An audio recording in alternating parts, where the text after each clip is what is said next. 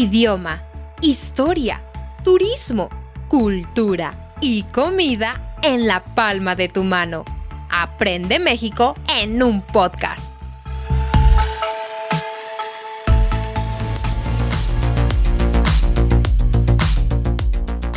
Hola, hola mis queridos escuchas, ¿cómo están? Bienvenidos a otro episodio de Aprende México en un podcast. Mi nombre es Perla Muciño y me siento muy feliz de estar nuevamente con ustedes en este episodio, especialmente a todas esas mamás que nos están escuchando. ¡Arriba las mamis! Alberto, ¿cómo estás? Buenas noches. Dinos, ¿de qué vamos a hablar hoy? A ver, ¿por qué estoy tan feliz? Hoy vamos a hablar, perdón por el titubeo, hoy vamos a hablar de una de las personas más importantes para los mexicanos. Sí, sabemos que son nuestros hijos, pero son nuestras queridas madres también. Exacto, queridos escuchas, vamos a hablar del Día de las Madres. ¿Por qué no? Si hay un día para festejar, por supuesto que nosotros vamos a hablar de este día. Y es que aquí en México, el día que se celebra a las madres se celebra el 10 de mayo. Queremos contarles qué es el Día de las Madres en México, porque es algo, creo yo, un poco distinto a lo que en otros países se celebra, o cómo se celebra principalmente. Así es, queridos escuchas, y es que, como ustedes bien saben, nosotros tenemos predisposiciones con la familia. Y por supuesto, la ama, señora, reina y corona, se la lleva la madre, es una como de las celebraciones, el personaje de la familia. Yo no sé si esto funciona en todos los países, por favor escríbanme si es así, pero aquí en México es como un endiosamiento a la madre, ¿no, Alberto? Es como la gran celebración a la mamá. El papá ahí está, y qué bueno, gracias papá, pero la gran celebración es para la mamá. Sí, a veces he entrado en conflicto con algunas personas porque dicen que hay mucho machismo en México. Y yo digo, sí, efectivamente. Nada más que cuando la mujer llega a determinada edad, todo se vuelve un matriarcado puro. Sí, porque el papá pasa como a segundo término y la mamá es la que dirige, manda y hace y deshace en las familias de México. Ahora bien, esto es otorgado por cada uno de los hijos. Incluso el papá ni se siente mal, dice, bueno, pues es que es tu madre, es la persona más sagrada para ti. Y así lo reconoce todo el mundo.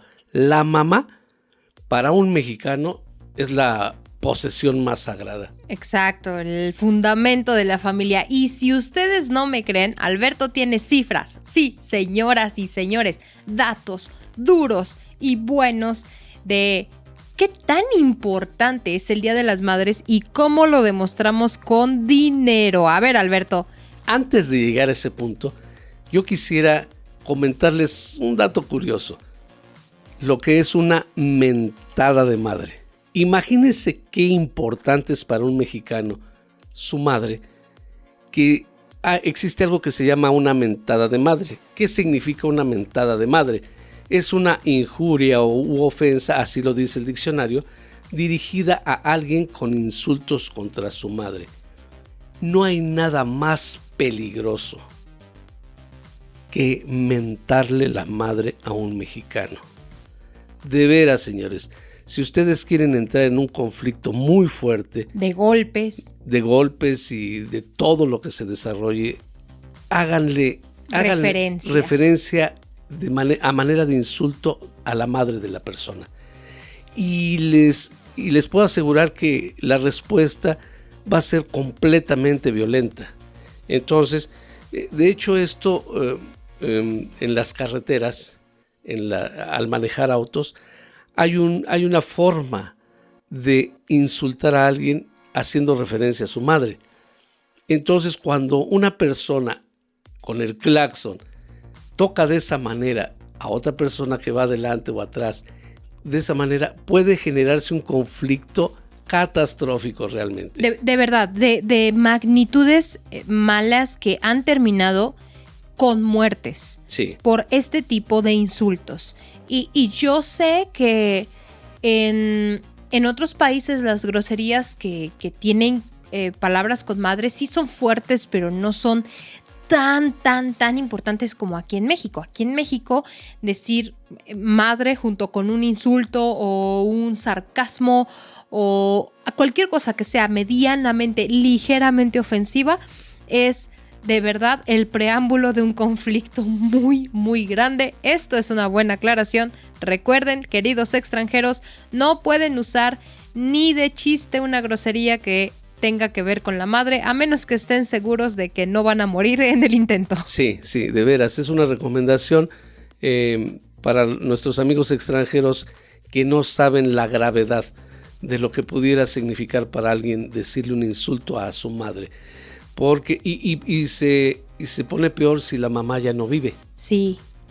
Esto es durísimo. Bueno, ok, quería hacer esa aclaración y contar este dato curioso porque le puede servir a más de un visitante que llegue a México. Uh-huh. Ok, ¿qué tan importante es el Día de la Madre? Bueno, no sé si ustedes hayan escuchado hablar de la Navidad en México. La Navidad en México es una celebración familiar brutalmente costosa para todos. Muy cara. Sí, y de hecho es tan costosa que justamente antes de Navidad las compañías pagan los aguinaldos, que es una premiación un bono a los trabajadores para que ellos hagan su gasto. El segundo gasto más grande después de la Navidad es el que se hace el Día de la Madre. Y para que nos demos idea de lo que es, déjenme decirles, el Día de la Madre, ese día, únicamente ese día, se gastan en México cerca de 47 mil millones de pesos.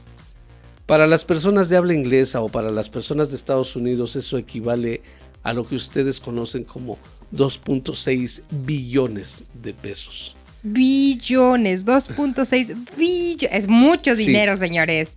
Perdón, billones de dólares. Mil disculpas. Billones de dólares. Billones de dólares, mil disculpas. Sí, 47 mil millones de pesos equivalen a, como lo dicen en Estados Unidos, 2.6 billones de dólares. Es que recordemos que aquí nos hacemos bolas porque para el habla hispana, un billón es un 1 seguido de 12 ceros. Mientras que para el habla inglesa, un billón es un 1 seguido de 9 ceros. Es una diferencia grande. Entonces, por eso lo aclaro. Ok, simplemente en la Ciudad de México se gastan 131 millones de dólares en puro regalo, en puro festejo al Día de la Madre. Bueno, de hecho, te preguntarás qué es lo que más se vende el Día de la Madre. Y no son perfumes, no, tampoco son nada de lo que se pueda imaginar. No es una licuadora. No es una plancha. Tampoco. Son flores. Exacto. Damas y caballeros, flores. Y tan es así que tú tienes una cifra del Consejo de la Flor, ¿verdad? El Consejo de la Flor en México. Para todo el país. Sí, para todo el país. En el 2021 indica que se gastaron 111 millones de dólares solamente para comprar flores y dárselas a mamá. Exacto. Y recuerden esto, una familia no tiene una mamá, porque por ejemplo la mamá de unos hijos pues también tiene a su mamá. La abuela, y la abuela, si le vive su mamá, pues también tiene su mamá.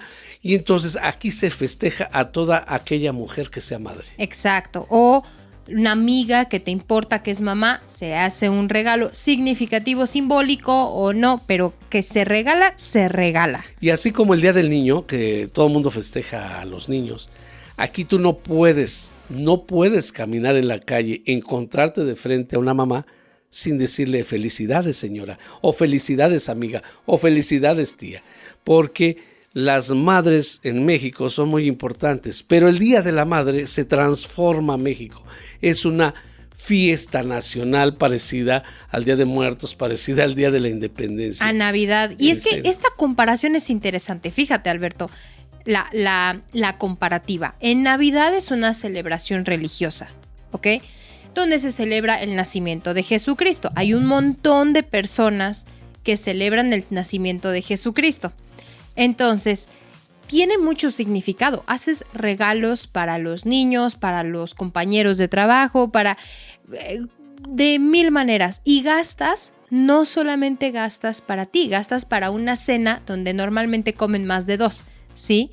Entonces, cuando tú piensas en Navidad, no piensas en una celebración para una persona, piensas en una celebración para una familia. Igual, el Día de la Independencia es por una causa grande, ¿sí? Y lo celebras generalmente con amigos. El Día de los Muertos para los difuntos.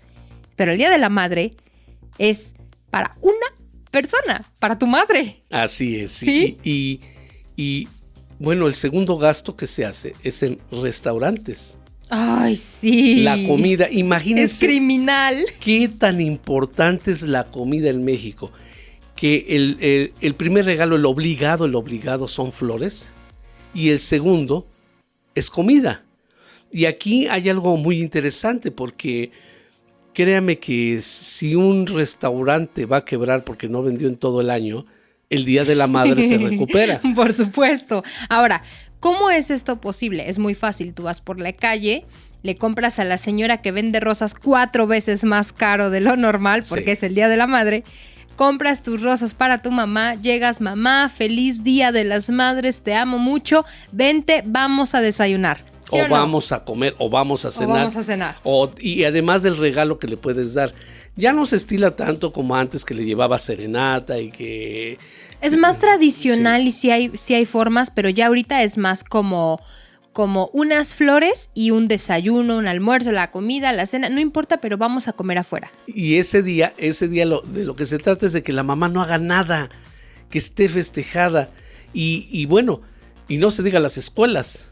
¿Qué pasa en las escuelas? Se generan festivales para el Día de la Madre. Los niños bailan. Y ahí tienes a niñitos ahí disfrazados de gatitos y de perritos y haciendo cada monería para que la mamá se enternezca y disfrute y diga, ay, mi hijo, ¿sí o no? Sí, previo a esto, por supuesto, la mamá hizo los disfraces y se mató claro. 3 días desde antes, una semana desde antes haciendo eso, pero es el Día de la Madre y lo disfruta. Sí, entonces lo festeja, por ejemplo, las escuelas lo festejan los hijos hacia las mamás, pero también el gobierno. Uh-huh. El gobierno, no hay una sola dependencia de gobierno que no les lleve o que el pastel o que les lleve un pozole o que les haga una fiesta.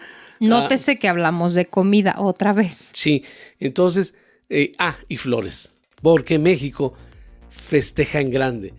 Y más cuando se trata de la mamá. Exacto, muy bien. Y es que, queridos escuchas, es un momento muy hermoso. Yo me siento muy feliz porque sí, por supuesto, soy mamá y este año me toca lucirme y celebrarme y... ¿Verdad que sí? Sí, claro. Y de hecho, no nada más te va a festejar Victoria, te va a festejar mucho, seguramente, entre muchas amigas. Hola, fíjate que te traigo un regalo, te traigo estas flores porque también eres mamá. Bueno, se convierte una mamá, como dicen, en la reina de ese día. Sí, de verdad que sí. Y es muy bonito, es una celebración muy hermosa, está llena de mucho amor, de mucha comprensión, por supuesto, pero también al mismo tiempo de mucho respeto, ¿no? Y por supuesto que los que han hablado conmigo, que son mis estudiantes, saben que no estoy a favor de celebrar un solo día a una persona, pero es un homenaje, ¿no?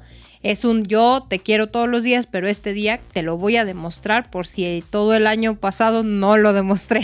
Y sí vas a encontrar hasta los hijos más desnaturalizados ese día, pues, acercándose y diciéndole, mamá, felicidades, ten unas flores, te invito a comer, bueno, lo que sea.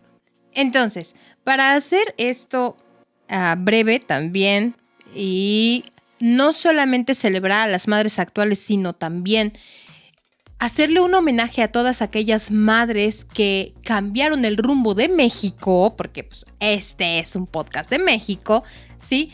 Vamos a hablar de las 3 mujeres, de las 3 madres en la historia, solamente por decir unas. Sí, ¿no? es que es muy difícil encontrar mujeres que digas, de esta sí hablo y de esta no hablo. Es que Exacto. Es imposible.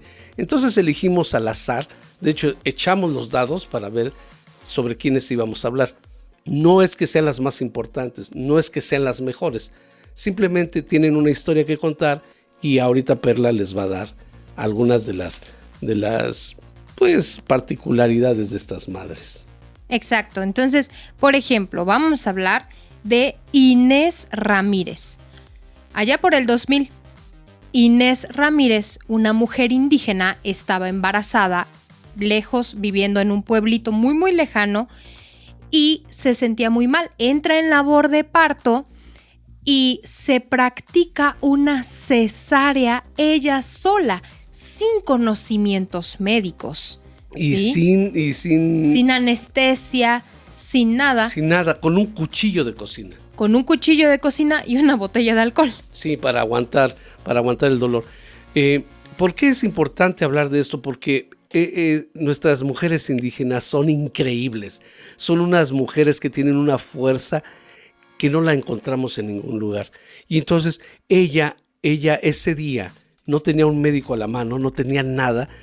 Mandó a su hijo, el más pequeño, bueno, el único hijo que tenía, lo mandó, que estaba muy pequeño, por el doctor, y se tardaron horas, pero en lo que eso sucedió, ella se practicó una cesárea. Sí, porque ella determinó a sí misma, con sus conocimientos y experiencia, que no podía dar a luz el bebé, no podía salir de su matriz. Entonces, aquí lo sorprendente de hablar de Inés Ramírez es que fue considerada como una persona muy especial a nivel mundial, porque sin conocimientos de ningún tipo y de manera muy milagrosa, ¿sí?, se toma el alcohol necesario solamente para evitar sentir dolor, pero para no intoxicarse a ella y a su hijo. Se practica la cesárea con un cuchillo de la manera correcta, en la posición adecuada para no lastimar al bebé y para no lastimar sus intestinos. Recordemos que nuestra matriz está a un lado de nuestros intestinos, Además, creo que hizo el corte de tal manera que no solamente hizo un excelente trabajo de cesárea, alcanzó a cortar el cordón umbilical antes de desmayarse. Cuando llega el doctor y observa esto, pues la atendieron a ella y al bebé y nadie se explicaba médicamente cómo habían sobrevivido los dos. Se retiró la placenta. Les recuerdo, para aquellas personas que no lo saben, sí, que si tú no retiras la placenta en un lapso de 1 hora, la madre inmediatamente muere. ¿Sí? La placenta es una sustancia tóxica en nuestro cuerpo cuando ya no sirve para tener un bebé. Entonces, se practica una cesárea con una botella de alcohol, ¿sí?, un cuchillo de cocina, no lastima al bebé, se quita la placenta y de alguna manera se faja y ahí está, con su bebé, sana y salva. Pueden encontrar esto en cualquier página de internet. Hablando de Inés Ramírez. Así es, ¿sí? La indígena que se practicó una cesárea a sí misma. Exacto. Ahora, otra persona, Perla. Otra persona, vamos a hablar de Rosario Castellanos. Ok, Rosario Castellanos fue una escritora muy, muy, muy importante en México porque fundó las bases del feminismo indígena, así como lo escuchan, ¿sí? Este tipo de literatura indígena de orientación feminista cambió la manera en la que nosotras como mujeres vemos la maternidad y vemos el poder femenino. Esta también, por supuesto, era una madre, pero hablaba de la fuerza de las madres indígenas. Ahora, ustedes van a escuchar mucho que hablamos de indígenas aquí porque son la población más segregada, pero la más fuerte. Si tú piensas en una mujer mexicana, tú piensas en una mujer indígena. Y aquí, por ejemplo, en el lugar donde yo vivo, las reconozco perfectamente porque hay mujeres indígenas aquí que tienen a sus bebés, caminan kilómetros y tienen una fuerza extraordinaria. Son mujeres fuera de serie. Exacto. Son mujeres fuera de serie y que tú las reconoces inmediatamente porque la fortaleza de su cuerpo es increíble. Impresionante, su coraje, su valor, lo que hacen por sus hijos es increíble. Entonces, Rosario Castellanos fue una escritora muy condecorada por sentar las bases del feminismo indígena en México. Por medio de su escritura. Ahora bien, también pueden encontrar, si quieren ahondar más sobre esto, en internet pueden teclear a Rosario Castellanos. Y pueden saber un poquito más de su vida. Exacto. Y ya por último, ¿sí? Creo que una de las que más me afectó emocionalmente, discúlpenme ustedes, pero estaba consternada cuando leí esta historia. Se llama Rosario Ibarra de Piedra.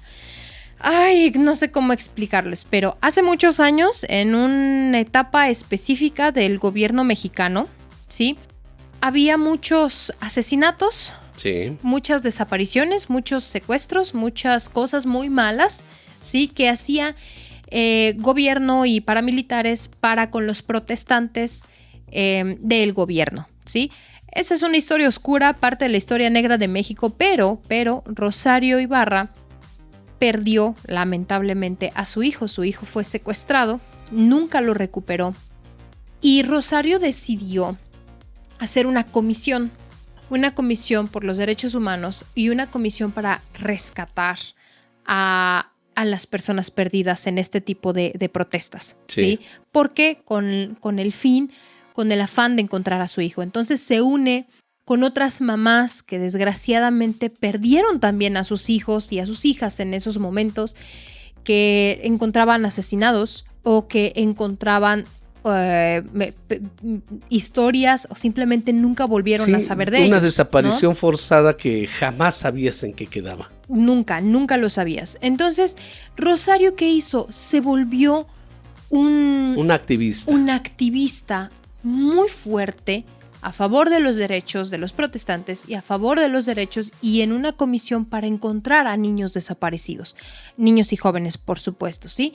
Entonces se fue uniendo con otras madres y otras personas que perdían a sus hijos hasta que se convirtió en una persona premiada o nominada a la Premiación Nobel de la Paz por promover este tipo de cosas no solo en México, sino en el mundo. Y también se llevó la medalla de más galardonada de México, la Belisario Domínguez. Que es una condecoración como a la fuerza y el valor a favor de la patria en México. Ella pudo entrar a las esferas políticas para seguir su lucha más de cerca y no fue senadora. Así es. Sí, fue una persona muy, muy importante, porque ya murió, desgraciadamente, ¿sí?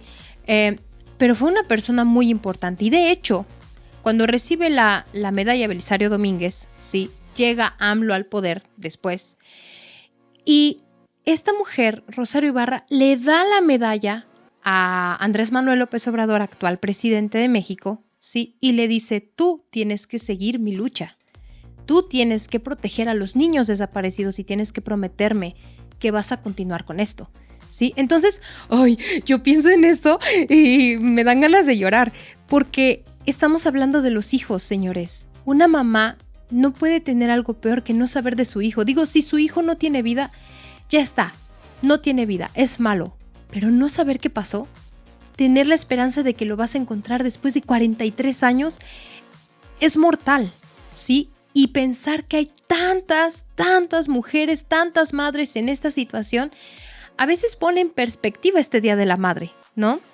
Entonces, es una manera de honrar a estas mujeres que, repetimos, hay más historias, pero estas fueron las que elegimos para este episodio, para demostrar la fuerza y el poder y el alcance de una madre.